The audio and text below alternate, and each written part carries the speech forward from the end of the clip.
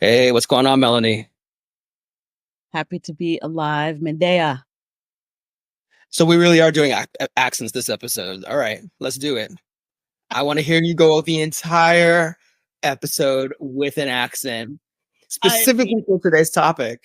I'm quite limited in the ability to chat Jamaican patois or any patois. Okay. I mean, if you want to bust it out and give it a try, feel free. Maybe we'll have a whole new audience from Jamaica because of that. But why are we even talking about accents and talking about international locations in the first place? Mm-hmm. Would you like to share? Well, it's because you live and breathe internationality, Derek. Oh, that's very generous. I mean, so do you in a way. I don't know why you're saying just me. That's a really fair point. There's different ways of being international. This is true. If I didn't have such a place-based line of work, I probably would be abroad much more frequently than I am and spontaneously. And I am married to someone from abroad who will be immigrating here soon. Yeah, this is true. And have you ever lived overseas?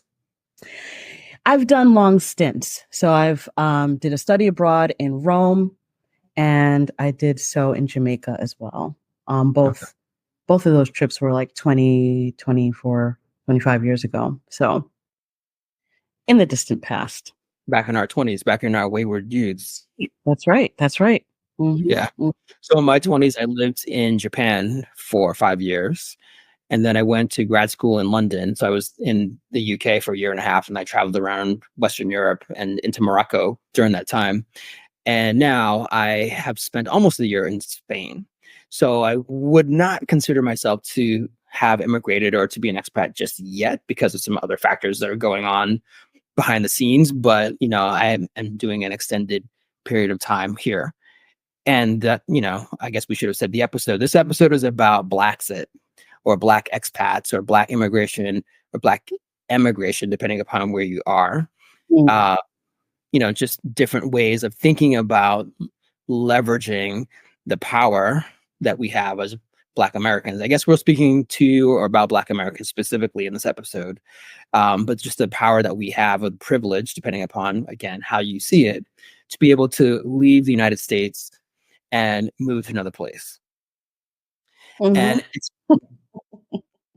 so, folks, those of you who are watching, this topic has been something that Melony and I have sat on different sides of the fence on for a while. We've been talking about this episode for a bit, but we have some disagreements in terms of, is this something to do? Is this something to avoid? What does it mean? What are some of the power differentials involved? And you're giving a very academic rundown. Let's just get clear. You basically are like, I should do an episode on Black expats. And I was like, on what? And so the whole notion of expat, honestly, the language of it, the notion of it makes me cringe. And so I was just like, what is the relevance? What are you talking about? So we really debated, what does it mean to be an expat? What does that word mean? It's a charged word for a lot of people. And I will say, as someone from whose family is based in what we consider the global South and has experienced what it is like to have the descending of people of means from other countries, whether well-meaning or not, but come and change not just culture, but change economics, change demographics, gentrify, both in rural and urban settings. There's a kind of immediate feeling of distrust. So it's like, wait, why would Black people want to be expats? So we really had to battle with this for a while to even decide, should we do a show on it? Because I was very resistant and very deeply unsettled. I think expat, I think military, I think violence, I think corporations. It's changing as we've had our conversations, but that's a place from which I come from it. And our good friend, Chris Manjapra, West Indian, Canadian, African diaspora historian, has very similar feeling about the word too. Yeah. Right. And I hadn't thought about some of those those ideas around expats, because I don't come from an immigrant community coming to the States. I haven't experienced any of that firsthand, or even in terms of the familial sense of my family experiencing that. So that wasn't a story that I was familiar with. I get it, though. I get it from a more academic perspective than a lived experience one. But also, having lived in other countries prior to the recording of this episode, and meeting other expats slash immigrants, because again, like, an expat is an immigrant. Well, why do we call one group of people an expat and another group an immigrant? What is that around? Is it around race? Is it around power? Is it around wealth? Like, or is it some combination of all of that? The choice of yeah, that Right. too. And so, like, I've been very conscientious about thinking of myself as an immigrant as I'm doing this stint in Spain right now. And when I talk to my other friends, we use the term, other friends who are moved here from other countries, we use the term immigrant more than we use the term expat. I think we're so trained to call ourselves expats that we don't think of ourselves as immigrants. And so we're making the conscious choice because we know we're not here to change a culture, to take over a place economically or socially or politically. We're not here to do that. We're here to learn, actually. This is all about learning, whether it's learning for the individual as myself, or people who have children, or people who have, spouses. They're here to learn as families, here to learn from the culture, learn the language, to learn about other people and not try to change that, not try to bring US or British or Canadian or other values here to try to change it. And the other thing that kind of sparked this conversation was this article from the New York Times called Blaxit, Tired of Racism, Black Americans Try Life in Africa. And the article actually spoke to both of our thoughts on being Black immigrants slash Black expats coming from the States and moving to other places. It focused specifically on Africa. And whenever, American media talks about Africa, it has a little bit of exoticism tinged into the article. And it kind of was a little bit here too. And there was a point where I finished the article and then I posted it on LinkedIn and I said, "Oh, the New York Times is writing about us as though they discovered something new." And it's kind of like, this has been a conversation amongst Black communities for a long time. So we're just bringing it into the fore now with this particular episode. But I think we should bring on our guest. Let's do it. We have two people who are well situated in the world to help fill out our discussions. First, we have Margo Gabriel, who's an award-winning Haitian American freelance journalist, author, associate producer, and culinary creative from Boston. Now based in Lisbon, Portugal. She's the author of Quick Guide to Lisbon and a food and drink columnist with Time Out Lisboa. She hosts curated dinners in Lisbon, introducing locals to Haitian culture and cuisine. And we're just delighted to hear about what she's been learning as she is steeped further and further in to that place in this last couple of years. We also have Karleen Porcena, who's a returning guest to our show. You may recall a conversation she had with us on the episode about Black Americans returning to the South, to Southern United States, sort of reverse Great Migration that might be underway right now. Karleen has studied comparative politics abroad, which she did in college, first in the Dominican Republic, then on a service trip to Ghana in her 20s, where she just felt right at home. And that sparked an interest for her in finding a global Black community. Karleen hasn't even kept count of how many countries she's been to at this point, but she's been recently really enriched by getting to travel with her intergenerational family, which has made Black time abroad truly feel real. So looking forward to hearing what she can share as well. Welcome, welcome. Thank you. Hello, thanks for having us. Look, the two of you sharing the same background. Are you in the same room somewhere? That is really cute. So, you heard the two of us debating the merits, even of just the word expat versus immigrants. As we talk about Blaxit, I mean, we're just throwing terms out there right now. So maybe we should start defining some of these things. So as you think about an expat or an immigrant, or even Blaxit, I mean, do any of these words have any specific resonance to you, any power for you? It's a great question. I don't particularly like the term expat. I know initially, like when I first landed, I'm based in Lisbon, Portugal. A lot of the other American foreign nationals that relocated to Portugal describe themselves as expats. And so as I sort of got a chance to meet local Portuguese people and other Europeans that were based in Lisbon, that's when I started learning, okay, some people like this term, others don't. Some people find it offensive. And so just to like not offend anyone and really understanding the import that the word expat carries, I've decided to not describe myself in that way. I consider myself an immigrant to Portugal. And why do So people find it that's offensive? I think it has to do with the colonial context of the term. Yeah. And the power that people who describe themselves as an expat, what that really means, right? So if I'm talking to another American person that's relocated here and they're perhaps new to Lisbon, they're probably going to describe themselves as an expat and may not view it as an issue.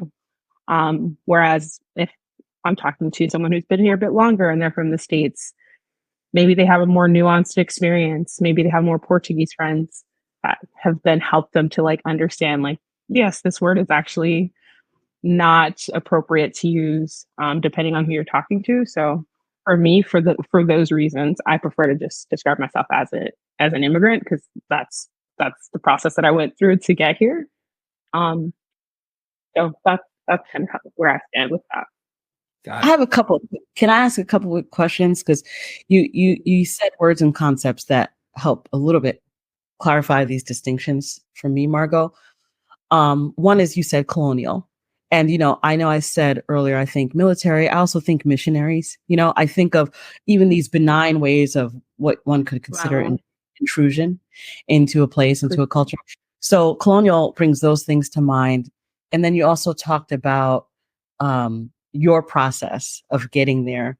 So for you, that's an immigrant. And I just wonder, sometimes I think people who identify as expats see themselves as going between two places. It's like I might be rooted in this new place, but I have all the resource and option to return to where I came from at any point.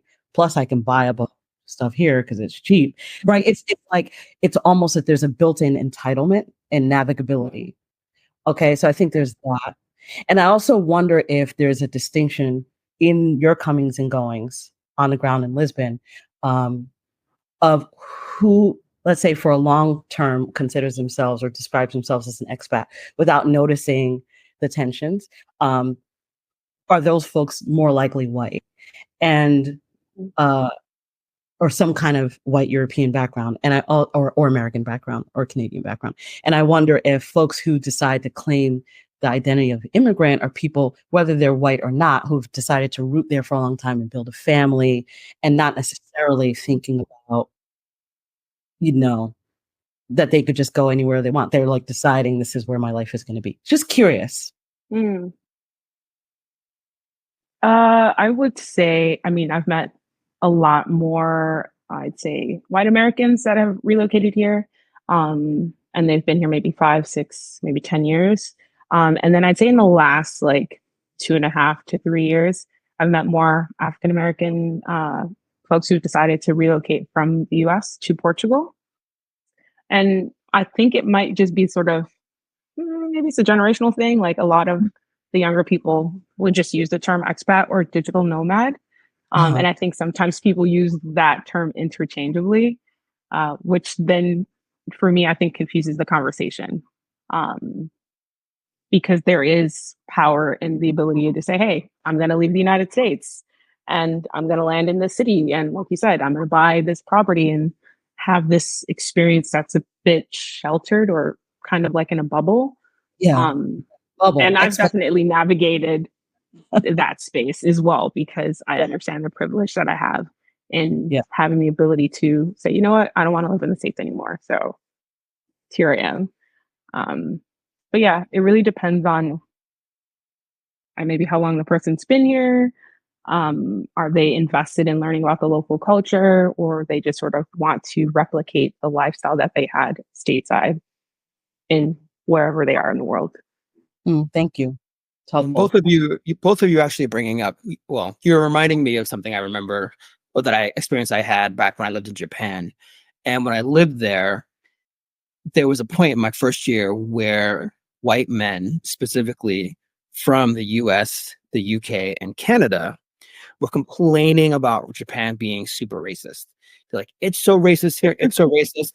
And the people of color and the women will look at them and be like, what are you talking about? And like, what do you mean? It's so racist here. We're like, do you know where you just came from? Do you know what our countries are like? And they're like, oh, it's fine there. It's not that bad. It's like, you don't have a real perspective here. Like you're not really thinking about where you came from. You're just complaining about your current treatment because you're not at the top of the pyramid now. And then there was just this resistance to even interrogating that position, that change in the position.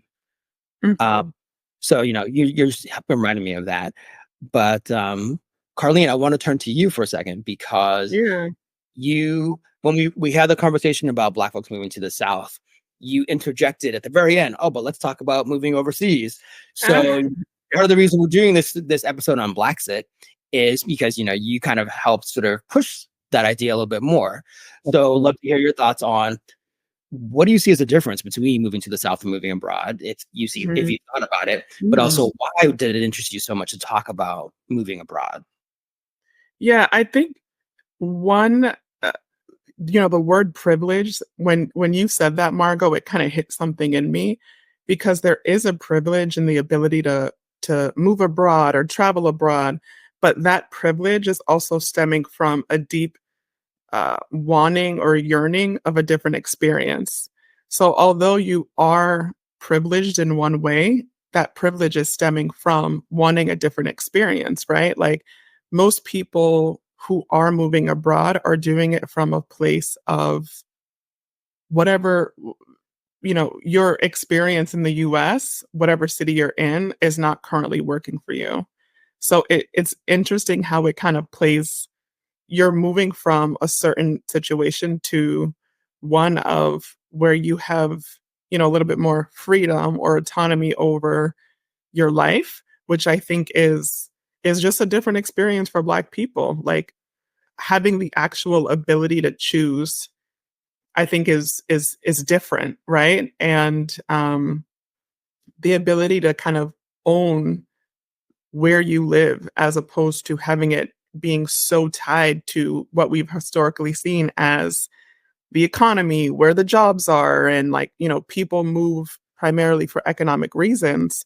And now there's been a shift. People are moving because of something that's a little bit more like intrinsically tied to like peace and, happiness. Not to sound too fluffy, but I do think that that's where a lot of it stems from. I'm kind of in that camp with you, Karleen. And also when we had our sort of intro conversation a couple of months ago, or a couple of weeks ago, one of the things, I forget who brought it up. One of you brought up this sense of we still carry emotions, carry ideas of our treatment in the States to wherever we're going. We still have this feeling of like, am I still going to be treated in a certain kind of way to cultures that don't have our history and cultures that don't have our backgrounds. I don't know if either one of you wants to sort of speak on that in a little bit more. Oh man, I feel like I've had so many experiences where I go somewhere with the mentality of, my lived experience here in the US, and have I wouldn't say completely different experience, but definitely am more surprised than not. I think a lot of the times, I like how you shared, Derek, in the beginning when you were talking about like learning, right? When you go abroad, a lot of people have very interesting perceptions of Americans. And there is less of a distinction between Black Americans and Americans. And I'm always like, hold up. Like, where does this assumption come from?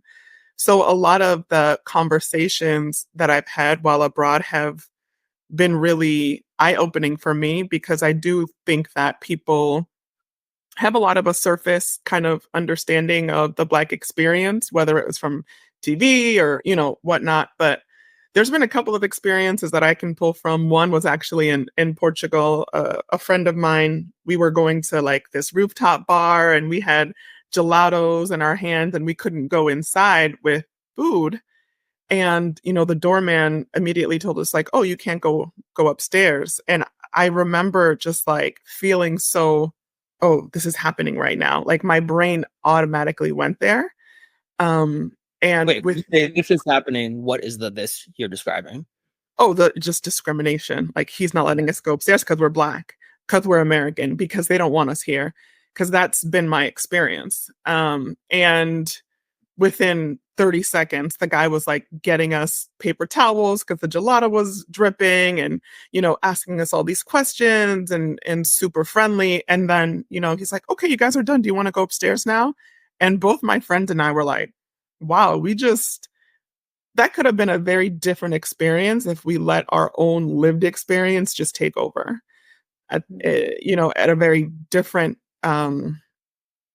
experience that I had in Dominican Republic, where I was with a bunch of my friends that were studying abroad. And, we were traveling and visited this club that was opening. And there was a bunch of white girls and me and my other Black friend that was studying abroad.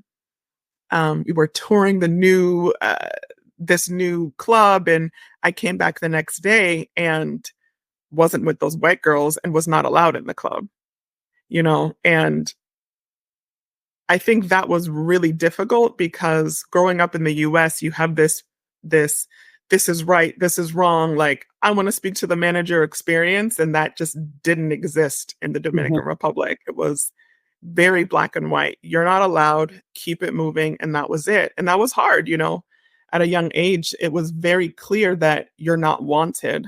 So I think you kind of always have to be on guard, which is just the realities of being a Black person. But being able to kind of pause and understand when it's appropriate to like have your guard up. Yeah. Well, the incident with the gelato and the incident with the club, what do you remember what years those were? Like, were they recently together? Like, were they like last year and the year before? Or were they like, a decade or so apart? Because the reason I'm going with that question is, do you think, and this applies to everyone, just do you think things have changed over the past, 10, 20 years? Mm-hmm. What do you think, Margo? To your point, or the question that you asked, Derek, like I definitely, when I first landed in Portugal 3 years ago, was on edge, thinking, okay, obviously understanding Portugal's hand in the transatlantic slave trade and just, the political landscape. When I landed here, I was a bit nervous, like, okay, how am I going to be perceived? So when I would go to maybe the pharmacy or the grocery store, I was afraid like, oh, is someone going to like touch my hair or like say something, racist to me or whatever. So I was always sort of bracing myself for those encounters. And there was like one instance I was at the pharmacy waiting in line, and I thought an elderly lady tried to cut in front of me. And she didn't, but because like I didn't understand Portuguese, I was in the wrong line. I was supposed to get a ticket, did not do that, and the clerk still helped me. So just those sort of scenarios, because I was sort of already like on edge, thinking, okay, I'm going to be facing microaggressions every day here, which has not been the case.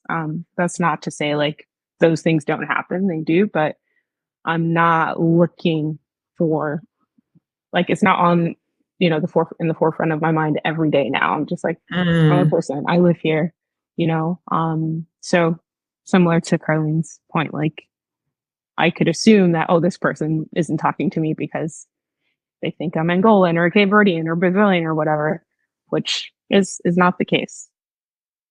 And I'm going to mix things up a little bit because I want to bring back Melony's concerns around colonization and sort of the influences that a large influx of us could have. So just in thinking about your time overseas, one person can have an effect. If you're in a small village, it doesn't take a whole lot of people to have an effect in a neighborhood or in a community at large. So do you think that by us coming overseas and moving overseas, that we are having that effect, and it's a more of a slow drip than just a large wave that's crashing over these places? And Melony, does that kind of get a little bit in terms of like some of your concerns? I think it does. I'm listening. I'm also listening to I'm thinking still about your last question, Derek, about, were things different 20 years ago than they are now? I don't know if it's about the passage of time. I think it's about what immigration looks like, what immigration policies look like in certain countries and regions. I know that 25 years ago, I was in northern Italy and during part of my time in the country, and I really went north to south. I spent time in Sicily, which really, in a lot of ways, felt like what you would consider a quote unquote third world country, and then going to northern Italy, which has a very different kind of identity and feeling. But in the north, I had a skinhead approach me very violently with glass and was threatening me and cursing me out. He just walked right up to me, and I was actually surrounded by a group of white American students, but he went right up to me in the crowd. And he didn't have enough of context to actually read me as American. Whereas in Rome, I'm totally read as American. But there's this notion of an intrusion of the Africans, like you just referenced in Portugal, and Margo. And so he saw me as a North African. And so I had just, and so I think it is very contextual. Yeah, maybe about time. Maybe things are a little bit looser now because of social media, because of digital nomadism. But the fact is that people can feel threatened on multiple points on the spectrum. And so, there can be an exclusionary culture and lack of policy, right? Because people are trying to hold on to a staunch, whatever they consider pure identity where they are. And there's another end of the spectrum where you can have this kind of benign thing that you're talking about, like this slow drip of like African heritage people going back to a place, or going to a place that might feel like a motherland. I can't remember what country it was, Derek, where I listened to that podcast episode and shared it with you. I can't remember. There was this rural village. I think it was Ghana, when it was like, yeah, in the beginning of the pandemic, it was like come home kind of thing, where the country had this campaign of inviting people from, that's right, black folks from diaspora, specifically from North America, to come home to Ghana. And this one village chief opened up a bunch of land for folks like that, people from the United States, Canada, to come over, Black folks, and just buy up some land and build stuff and create community. And there was a whole spectrum of experience. And there were a number of things that came out in that episode, which is, it was a journalistic interview, someone who was, I think, raised in London, but it was Kenyan heritage. And so was living on the continent and traveled to Ghana to do this story. That's what it was. And he was discovering what the locals, the rural community, what their experience was like as this right to return thing was unfolding in their village. And none of it surprised me. From an urban planning perspective, I'm like, of course. You had a couple of experiences that were really benign, like this Jamaican who grew up who spent the last 40 years in Canada and was so relieved to touch down in Ghana and build a house in a community where he was welcomed, and it felt almost like he went back home to Jamaica, like his rural situation, lovely home. And then there was another end of the spectrum in that same community where another person from the United States came and deigned herself a queen and got the name, a title from some other chief, and she had people serving her, and she wanted to introduce a whole like scheme for public toilets and to penalize people in the community and to raise money for the local community, penalize people for not using the public toilet. It was this whole thing. And I'm like, from an anthropological and urban planning perspective, totally. She was going to use that money, do the whole thing. She was an American from the US South, and she went somewhere where all of a sudden she was wealthy. And so I'm not meaning to trivialize in any way the depth of significance and meaning of going back. What I'm saying is, to go back is not a pure experience. You're going back with, as you were talking about, lived experience of trauma, of terror, of entitlement, and of violence. So you have to complicate it. You have to complicate it. Yeah, I would agree. I think it is definitely complicated. And I feel like, when we've had this prep conversation, it just now clicked with that story. So I appreciate you sharing that. One other thing that we definitely had emphasized was just the responsibility of doing things, being a responsible like citizen, or doing the things that might not be as simple and easy and convenient. And I think that that is oftentimes what's missing. People Yes. want to have the easy experience instead of doing their research, instead of really like tapping into the local politics, understanding what things are like, and not going there to build your own experience, but really being, taking on that responsibility and understanding the ins and outs of that place. When I went to Portugal and, got to meet up with Margo, I think what she's been able to do there is like pretty incredible. I mean, there was no way I could have researched making those connections. And I think, again, going back to the fluffiness, but like people are looking for relationships. People are looking to feel at peace and feel connected. Like all of this is around connection. Yeah. And when you go somewhere and you're staying in a resort and you're having, you deem yourself the queen, although I'm not, I mean, like, I want to be the queen, but like, that's very extreme. You know what I mean? Yeah. She's probably someone who was looking for connection in her weird kind of crazy way.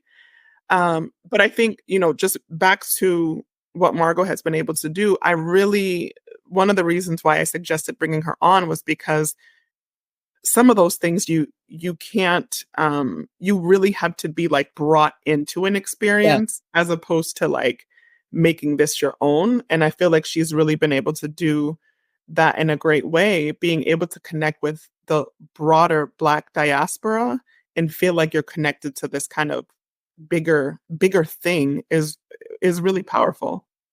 Like, so to Black people, Black communities in Lisbon and other parts of Portugal. Exactly. Like indigenous too. So in previous conversations, Melody, you said this in numerous episodes that this podcast is about Black freedom. Yeah. As it relates to the land. So if we are expatriating, if we're immigrating someone else and we no longer have the connection to the land, and this question for the guests as well, what's the source of Black freedom at that point? Yeah. Whew. Beautiful question. Ooh, if it's not the land, what's the source of Black freedom? Yeah. Is it just the fact that you're just no longer in the United States, or is there something else that's there? I'm also hearing you say, Derek, what is the thing that makes you feel free when you leave the US and you... Yeah. So I guess individually, what is it that makes you feel free? But then if we're talking about, let's say that we're all overseas and we're all in different countries, now there's a collection of us. So now what is the definition of Black freedom at that point? One thing that I've thought of often, and I know we talked a lot about Portugal, but I gotta plug Cartagena, which is like my forever second home. If you all listeners, if you have not been to Cartagena, Colombia, please go. It's one of the most amazing cities. Derek came when I celebrated my birthday there a couple of years ago, but I think I remember feeling like my identity wasn't tied to the things that I do, like your job or how much money you make, or what is it that, typically identifies people in the US as like, okay, like, well, where do you live? How much money do you make? What are your associations as far as school? And people oftentimes introduce themselves, Karleen, this company. And that feeling of losing that identity and just being you and whatever your interests are really elevates when you're abroad. Like you build connections with people just based on who you are. And I think that was something that I experienced in Colombia really, really easily, which is the reason why I brought my entire family and friends there so that they could tap into that feeling. There was definitely something freeing about it. I definitely agree, and have experienced that in just my move to Europe. And even before I relocated, I always traveled abroad, and I could always like sense that my European counterparts would get frustrated with me in conversation because of the way I've been socialized. Like, you know, if you're doing happy hour or whatever, you're gonna ask, "Oh, where are you from? Where do you go to school? What do you do for work?" And I was at a party in London, and this guy was like, "I'm gonna stop you right there." He's like, "This is the third time you've brought up your work. Aren't you on holiday?" And I was like so embarrassed. I was like, "Oh my goodness." Mm. And like now that I've 3 years into living in Portugal, it's definitely it's taken me a while to like unlearn that. But being here, people just treat you like a human being, like a person. Yeah. I'm not really tied to my like job here. People genuinely want to know like what you do on the weekends and like what's your favorite color. Like it's not so much focused on like your career or making money or whatever. So that's been to me very freeing and really refreshing. Mm. Yeah, I would say being here in Spain has been something similar. It's weird because there's Spain has a reputation. I don't know if you all have heard this too, but Spain has a reputation in Black America as being a racist country. But I've been coming here off and on since 2001. So the first time was in 01, then in 07, then in 12, and then every year since 2012. Mhm. And I have not experienced that. And not to say that it doesn't exist. And of Right. course, again, coming with an American passport, not looking like someone from sub-Saharan Africa, not looking like someone who, well, obviously, since I don't speak Spanish well, not coming from one of the old colonies, I don't fit into any particular place where I feel like it's easy to be like, oh, let's get him, or let's treat him, let's mistreat him in a way. But at the same time, I feel like people have also gone out of their way to make me feel welcome and home. And I felt a sense of freedom that I didn't feel in Boston. And Boston being my birthplace, where I spent the majority of my life, you would think that that's where I would feel the most free, but it's actually not. I feel like that's where I'm the most expected to fit into a container. And it's really in other places. But here in Barcelona, being the place where I most feel the ability just to be myself and not feeling like I have to fit into a box. And when people do say, "Hey, why don't you fit into this box?" I'm like, "I don't want to," and that's it. That's it. There's no further discussion around it. So there seems to be this. I don't know why you're laughing, Melony, but there seems to be this exchange, this openness to exchange that I don't necessarily see in other places, in particular in the US. No, I was just laughing with a sense of delight for you. Oh. It's like a place where you don't have to debate or defend, what you're interested in or what you're not invested in. And I think that what I'm hearing from you all is a relief, not just of the Black experience in the United States, but being out from under the thumb of U.S. capitalism. Yeah. And that's a relief there. But then I keep in this kind of reflexive, defensive way being like, but listen to us, right? We are talking about a privileged kind of escape, because you're saying, well, I'm not being treated like a sub-Saharan African, or I was treated like the North African. So it's like, it is not equally that Black folks who are seeking refuge in, for example, these European countries, or even honestly, places in South America, are going to be treated the same way as someone who's clearly identifiable as an American, as a Black American. So it's like, oh, we get to have this little reprieve. We get to experience a certain kind of American privilege in some sense. And I just to totally. Right. Definitely. Acknowledge and elevate. And I think that's just to emphasize the need to really do your research. You can't go somewhere blinded and be like, oh, why are people, treating me like this? Or, just completely ignorant to what's happening on the ground. I think that's irresponsible.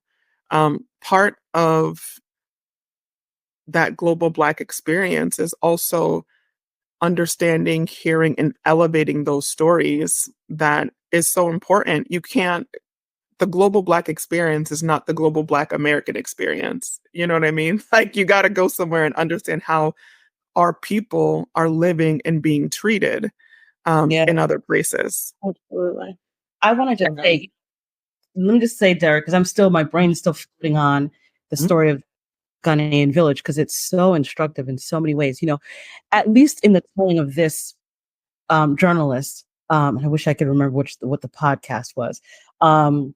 You know, in his telling of it, as the story was unfolding as he was researching over some extended period of time being there, it sounded like the folks in that village were like excited. It almost makes you want to cry. They were excited that people were coming home, and in that way wanting to welcome sister and brethren, right? But then when things started to get complicated, when some of the local farmers realized that their land, without their consent, was given over to be purchased, like this whole tracts of, I don't remember how many acres, maybe some 20,000 acres, some very large area of land was opened up. There were like heritage plots of land that people had in their family going back generations that was just handed over by this chief without any discussion, and where they couldn't contest it, and where they tried to contest it physically on the ground, they were met with violence. And so it got to the point where those locals in that community started referring to this Black influx of folks who were welcome there as white people, because for them, they were behaving white. And I just want us to understand that. Like, it is about being able to see yourself. Like, to leave the United States means to be able to see yourself as an American. And that was so clear for me the first time I lived abroad. I was like, holy cow, I'm American. Disavow the United States up and down all I want. I'm American. Go to Jamaica, where my people are from. My whole family's from Jamaica. And I am an American. Yeah. My expectations, my lens. So it just, if nothing else, it sharpens your ability to actually see yourself. And I think that's really important. It also increases our responsibility, because what longer I'm here, and again, specifically here in Barcelona, the more people I meet, particularly from Western Europe, the more we have these more in-depth conversations around Black America versus America. And I was recently in a language exchange where we were speaking Spanish, English, and Japanese. I was in one of those language exchanges, and the person who wanted to talk to me in English was this guy who was 23. And he was asking me about racism in the States. He was asking me about the Black experience. He was asking about, I was describing something. He's like, oh, you mean Jim Crow? I was pretty stunned, actually, that someone not from the US was aware of that, but specifically someone that young was aware to actually name Jim Crow. And we could actually have a conversation about that in English. So, there was a responsibility I felt on my part to sort of not just address it, but address it in a way that spoke to some of the nuances that he may or may not have known, but also that advanced the conversation, because some of the ideas he had felt a little bit limited. They felt a little bit too textbook and didn't really get into some of the more complex lived experiences that he wouldn't have had, because it's too young, and also he's not Black and he's not American. So yeah, I hear what you're saying, Melony. And there's just more texture to this overall. I like the point that I think Karleen had mentioned about doing research, educating ourselves, because we're still American, like you said, Melony. Even though we may say, oh well, I don't sort of ascribe to this thinking or whatever, we've been socialized in and under this capitalist system. So for sure, it has impacted the way I move in Portugal. But what helps me sort of combat just all of that, right, is being able to show up for the local community here. And I think that's just like a personal responsibility that I've put upon myself to, lessen the blow or the impact that I'm having as a foreigner here, right? Gentrification is just sort of taken over Lisbon, housing, the cost of living, like all of those things increase with the influx of more foreign nationals, particularly from North America. So that I cannot deny. But just in whatever small way that I can do that, whether it's volunteer based or through my writing, to spotlight whether it's Afro-Portuguese businesses or just being more aware of what's going on politically in the country, so that I'm not sort of, completely blindsided by protests or whatever. Like, it's just very, very important to be aware, even though I may not have the same experience as an Afro-Portuguese person. So yeah. And you have some information that you want to share too, is that right? Yes.